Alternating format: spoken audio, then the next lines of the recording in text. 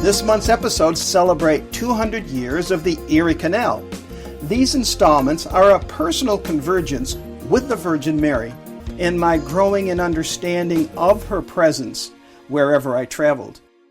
First, a book update. As you know, NicoSteves.com is the best way to keep updated as to what's what, plus the exclusive way to get onto my mailing list. And there's a link posted there at NicoSteves.com that goes to the YouTube channel. Currently, on the YouTube channel is a video where I read from my book, The Very Fine Light, plus these podcasts are now populating the channel as well. Nico Steves here. I'm sharing an intersection of my first original work and how it impacted my getting closer to the Virgin Mary over this month's podcasts. Why, you may ask? Because this month is the commemoration of the bicentennial of the Erie Canal, which is a 350-mile artificial waterway that crosses New York State and helped turn New York City into the center of the New World. Now, back 25 years ago, I made an independent movie called The Origins of the Erie Canal, which I recently added a 25-year later section. You'll be hearing the soundtrack of this 45-minute story broken up into 4 12-minute podcasts, and you'll be hearing them here for free. As for the convergence I mentioned with respect to the Virgin Mary, while shooting this work, I traveled from Atlanta to record the documentary and extensively traveled across New York State about a week here, a week there, over a 5-year period. Well, I would be meeting people named Mary, Marie, Marion, and what I began to appreciate when going to these new places and not really knowing anybody was just how the Virgin Mary is truly everywhere to be found. I'd see her name on churches, hospitals, schools, town streets, shrines, basilicas, cemeteries, and I felt at home. I was with a friend.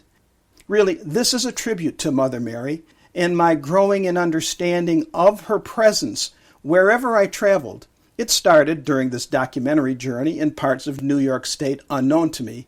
She was always there, and I became more sensitive to the real nature of her being everywhere, and I've continued to find her as I leave the country too.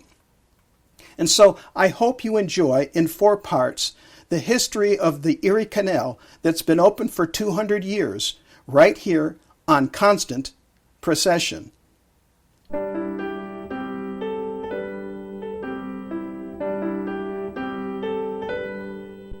A big part of America's history almost never got built.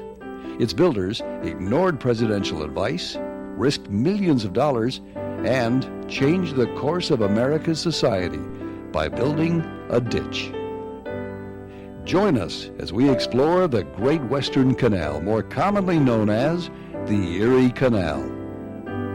One of the best-kept secrets today is the role the Great Western Canal played in making the American social experiment a success. For its creation transcended ideas and rhetoric. It became a touchstone for the American experiment. Its success portrayed for a doubting world what could be done when a collection of individuals determined to make a better existence unite under a common need. At first glance, the canal is a convenience, just as the Panama Canal provides a straight-line shortcut between 2 oceans by linking a few lakes and rivers together on its course across the Isthmus of Panama. But the Great Western Canal, the Erie Canal, was different. Work was begun in 1817 and completed in only 7 years. But it was not simply a matter of digging a few trenches to link one river to a second and a third and so on. This was a man-made ditch, 4 feet deep, the height of an average car, and 40 feet wide, the width of a 4-lane highway, 363 miles long, running almost the entire length of New York State, from east in Albany to west in Buffalo. It's so difficult to go back to that period of time and imagine how difficult it was to get from place to place. There were no roads. There were half-beaten trails through wilderness. And to move goods was just incredibly expensive.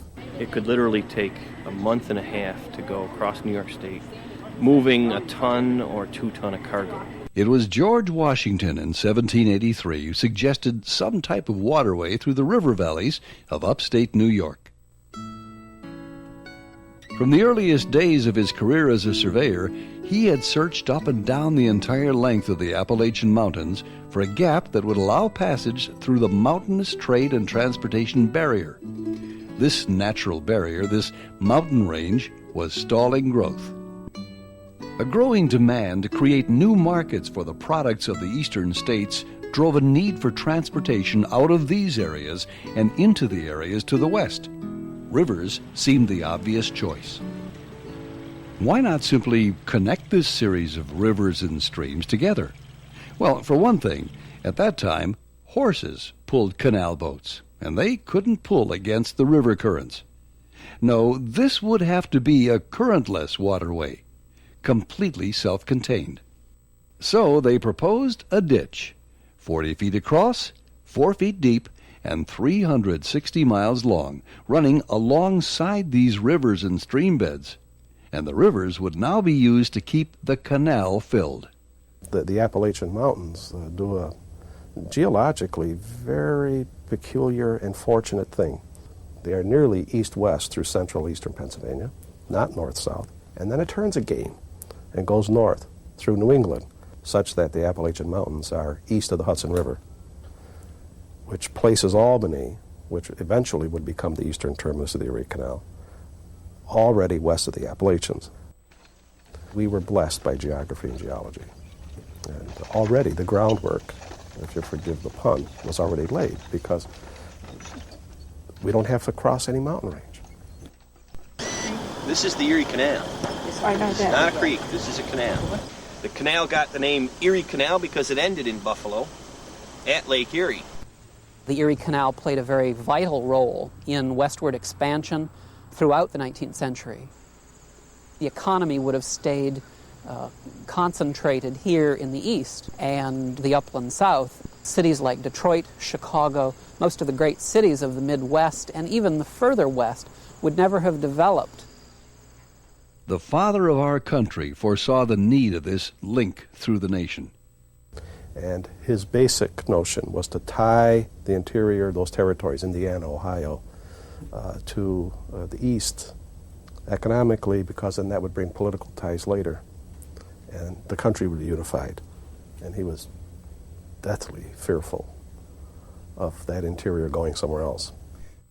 One gentleman with a unique first name, Gouverneur Morris, is often credited as being the originator of the Erie Canal. Morris was a visionary who served with the First Canal Commission. During an early visit to the shores of Lake Erie, he wrote this: "Hundreds of large ships will in no distant period be bound on the bellows of those inland seas. As yet, my friend, we only crawl on the outer shell of our country. The interior excels the part we inhabit, in soil, in climate, in everything.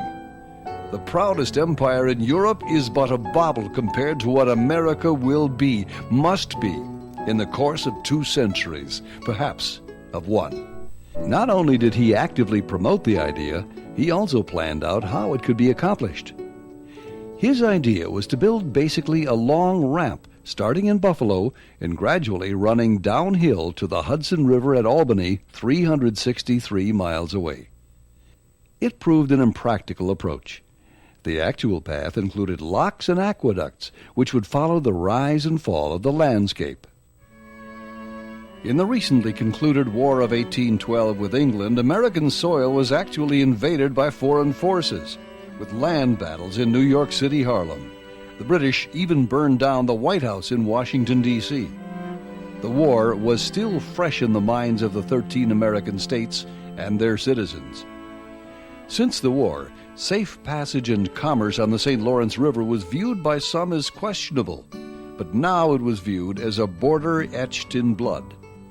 Americans' outlook on this established trade route changed, and they began to search towards points south of this river for a more secure place to ship to and from.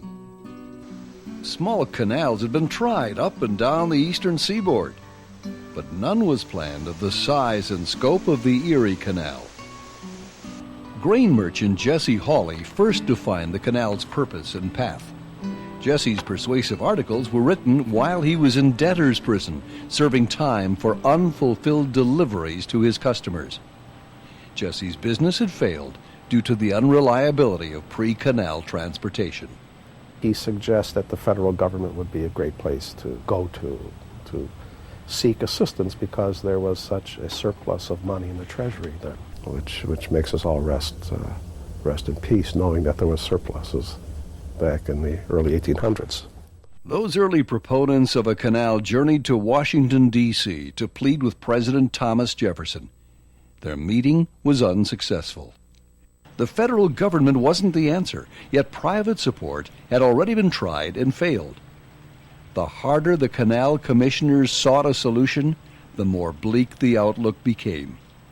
Someone had to step up in a leadership position, and that man was DeWitt Clinton. That's it for this special about the Erie Canal. Please come back next week for more. This is Nico Steves. I hope you enjoyed this installment. My book, The Very Fine Light, can be found using the title The Very Fine Light on Amazon.com. Please feel free to contact me at nicosteves.com. That's Nikos Steves, Steves.com. If you like this episode and for more, share them with friends. This is Nico Steves. Thank you. See you next time.